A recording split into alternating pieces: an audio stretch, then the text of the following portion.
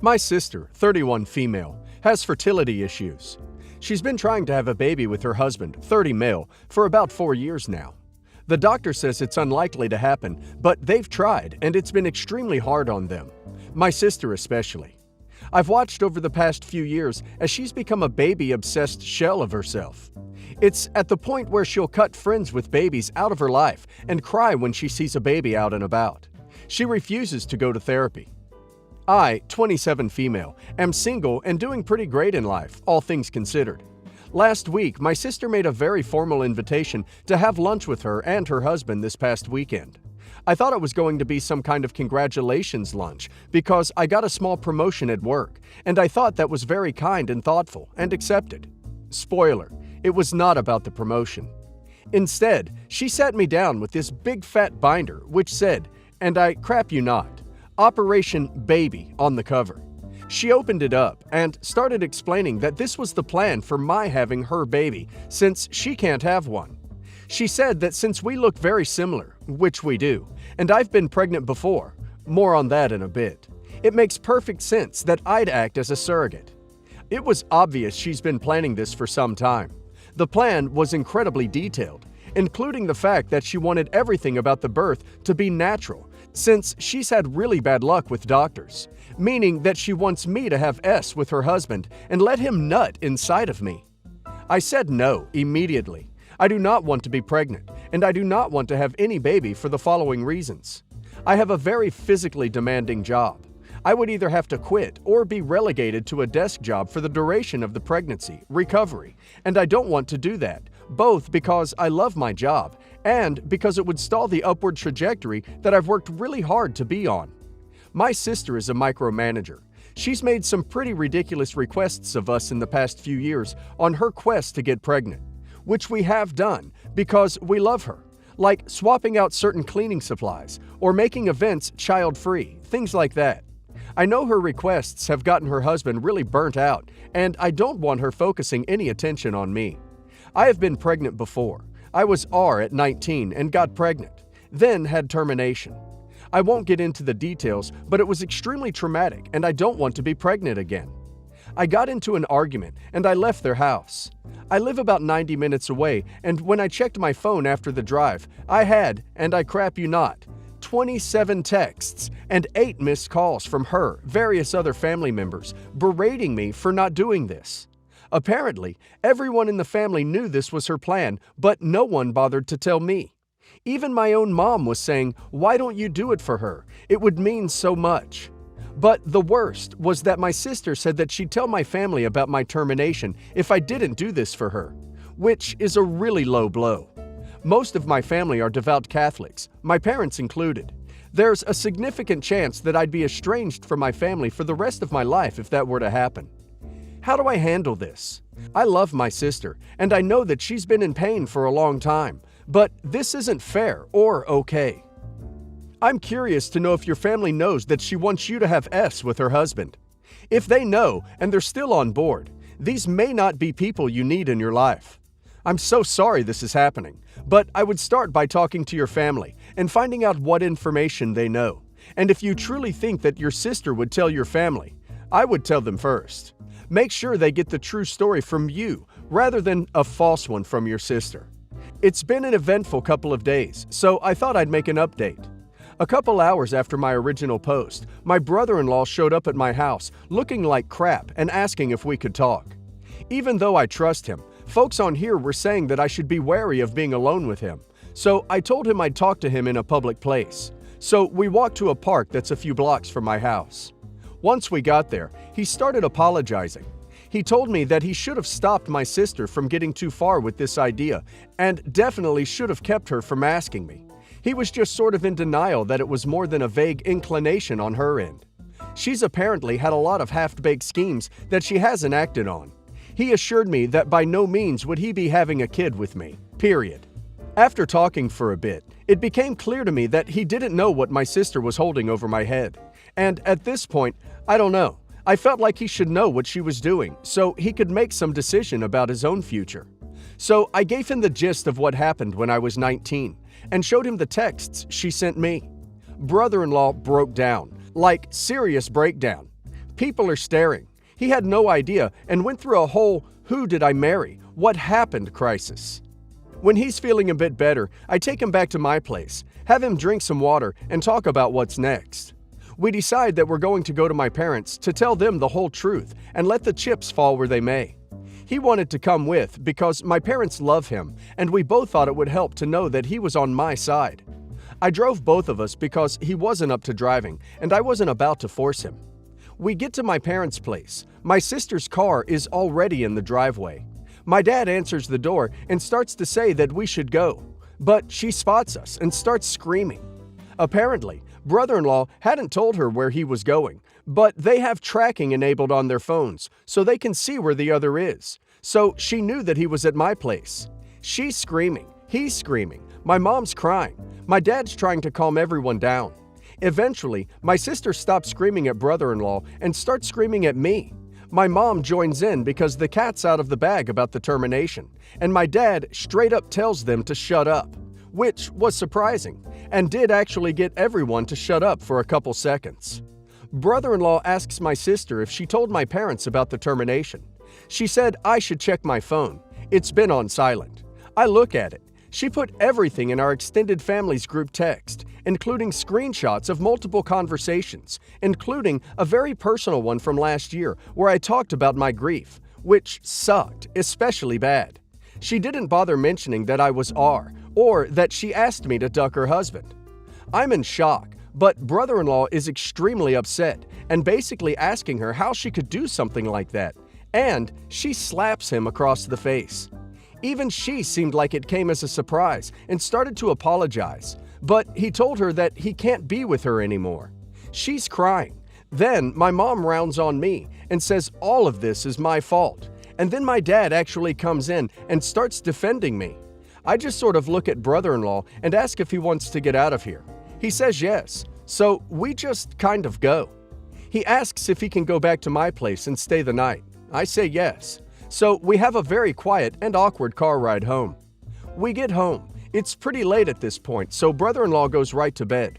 I pull out my phone, and there's been a whole lot of text messages sent to the group text and me individually. Some people are willing to hear me out. Some people aren't. Whatever. I send this text to the group. Sister approached me, asking if I would have a baby with brother-in-law. Not as a surrogate, but having a baby together that she would then adopt. I did not want to have a child with a married man, so I refused. In response, she threatened to expose the most traumatic thing that ever happened to me. You all saw what she said above, but here's the truth from me. When I was 19, I was R, got pregnant, and had a termination. I'm not going to say anything more about it. You can either accept that it happened and maintain a relationship with me, or accept it and cut ties. The responses surprised me. Most of my family were supportive. A couple people were D, but far more weren't. I go to bed. Next morning, brother-in-law leaves to go stay with a friend for a while, and my dad shows up, asking to talk. So, some backstory. 2 years ago, the 16-year-old son of a friend of my dad's from church, K himself, unbeknownst to me until this conversation. He came out as gay in the note. My dad told me that happening made him terrified. He knew I had mental health problems and that I never introduced them to a boyfriend, and I don't dress particularly girly, so he thought I might be gay and hiding it from him and my mom. I told him I'm straight, but that I was hiding this. He told me that he was sorry that he didn't protect me when it was happening, and he was sorry that I felt like I had to hide it from him. He told me that he loves me always. It was genuinely one of the most beautiful, cathartic conversations I've had in my life. He and my mom are fighting because she feels differently. So he's going to stay with me for a little while. Their chances of getting divorced are slim to nil, but if she can't forgive me and move forward, he's looking at other options. So here's where things stand. My brother-in-law is in touch with a divorce lawyer and in the process of finding an apartment. My sister and mom are staying together. I have heard secondhand that they're both train wrecks, but I've blocked both of their numbers. My dad's staying with me. He's really sad, but doing okay. Most of my family is pissed at my sister for revealing what she revealed and or wanting me to duck her husband. Family split on me. A few of my cousins are hosting a big dinner on Saturday night for me, which is really nice. I'm doing surprisingly well. I think it's mostly because of my dad being here with me, for me. But it's also kind of freeing to have everything out in the open and know who in my life loves me unconditionally and who doesn't. I also used most of my sick time for the year this week, which is a bummer. I've always had a rocky relationship with my father. My parents divorced when I was 2, and he was barely around until I was 6, which is when he started bringing his girlfriend along whenever he saw me and my sister. She is 2 years older than me. His girlfriend liked my sister much more than me and didn't try to hide that fact. Negative comments about my appearance, my interests, and my childish behavior in comparison to my sister. Up until I was around 10, I believed everything adults said, so this severely damaged my feeling of self-worth. My father didn't make these comments, but he was always insisting I be more mature. I tried to talk to him about this several times up until I was 16, but he always brushed it off as me being jealous my sister was getting more attention than me. When I was 9, they moved to America, so contact was just through FaceTime, a call once a week with both of them. I was not mentally prepared to communicate with them like that, and as a result, I talked with them far less than my sister. She could handle it well. I also wasn't prepared to be the one to initiate contact when we talked, and they insisted that I do that. In the next few years, my sister and I grew to have very different personalities. She was more conservative, go with the flow, and amenable. In contrast, I questioned everything, was not opposed to making my opinion on any matter clear, without being rude, and did not let myself be controlled or manipulated by anyone. When I saw them in person again, I was 14, my sister was 16. It was clear neither of them liked how different I was since they had last seen me. My now stepmother told me straight up that I was too rebellious, too immature compared to my sister, and went back to making comments like she had done before. I want to quickly say that my sister has never compared me to herself and has always encouraged me to be myself. She also made several negative comments about how our mother raised us, which I don't think I'll ever be able to forgive. Our mother is incredible. She raised us by herself. The only times our father saw us before moving countries was to take us out for a day once every couple of weeks. She lost pretty much everything in the divorce, is a single mother, worked multiple jobs, and managed to make our childhoods wonderful despite having no support, no family in the country, and being exhausted all the time. In the next 2 years, my contact with them became less and less, mostly due to me not wanting to talk to my stepmother, until it stopped altogether when I was 16. The only contact I've had since then has been emails on my birthdays. Father emails me, I email back, never get a reply. I'm now 19, and my father reached out to me asking to get back in touch. I've told him that I would like to try and build a relationship with him slowly, and that I would prefer to get to know him first before involving his wife. He said they came together as a package, and that I could accept both of them or neither of them. I don't really want to have any kind of relationship with his wife due to what she has said previously and never apologized for. He also said I was selfish for only wanting to know him, and that I should take his wife's feelings into account. He's an a-hole, isn't he? And let's not even mention his wife. The audacity to even question your mother's upbringing of you is laughable. Where were they when you were young? In another country, living their own life. Selfish. My personal opinion is do what you feel is right, and what's best for you. I now feel conflicted over if my feelings towards his wife are valid, appropriate, and am confused on if I was being rude in asking to get to know only him at first. My sister-in-law, Stacy, is wonderful, honestly. From the moment I met her, I knew we would be good friends in addition to whatever position life held for us. Her brother and I met 2.5 years ago, and life moved very fast. We knew instantly we wanted to be together, and were married within 18 months. We recently celebrated our 1-year anniversary, and found out we are pregnant. Life happens fast, but my marriage is great, and we are both excited. Some background. When my husband and I started to get serious while dating, Stacy and I went out to lunch. It went well, minus one offhanded comment she made. She told me that if husband and I ended up having kids, and one of these kids was a boy, I would have to name it after their father. Now, I love their father, and he fills a void that I have been missing from my absentee father. He is great. Seriously, I cannot stress enough how awesome this family is, hence my problem. But his name is very, very old school. His name is along the lines of Stuart Virgil in terms of age and datedness. He was somewhat named after his father, Virgil Stewart. My husband's name is Virgil Stewart. Stacy insisted that I had to name our firstborn son Stuart Virgil to keep up tradition, and especially since she had to name her son after her husband and his father. I had to be in the same boat as her. Since then, this has only come up a few times. I usually joke it off. I do not want to name my son Stuart Virgil. I have talked to my significant other. He understands and doesn't really care. He wants us to love our son, and if his name is Tree, he wouldn't care. He told me that maybe we could compromise to make Stacy and his father happy. Carry on the middle name Stewart. I felt that this was more than reasonable. Side note, I have never actually spoken to my father-in-law regarding this.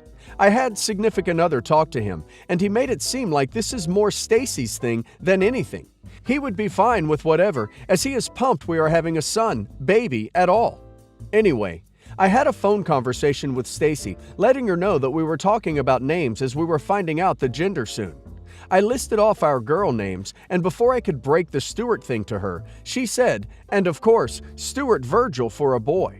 I tried to explain the middle name idea, and she went on about how I am going to crush her father, and this is all he ever wanted, and this is a family tradition. My significant other said he doesn't know what to do about his sister. They are very close, but she doesn't listen to anyone once she has an idea in her. I don't know what to do. To me, this is not a tradition. This would be the second iteration. The names are outdated and honestly ugly. I feel bad saying that, but they make me cringe imagining my child named after them, and I feel like I have lost control. I have a pretty shiny spine, but I love my sister-in-law and do not want to ruin our relationship over a name. What should I do? Is this a tradition? Should I suck it up? For God's sake, quit talking to Stacy about your baby's name. Just stop. She is not part of the decision-making process. She is doing this obvious, irritating, manipulative thing where she states what she wants, like it is the one and only choice, and the decision is made. Nothing to discuss. Ignore her.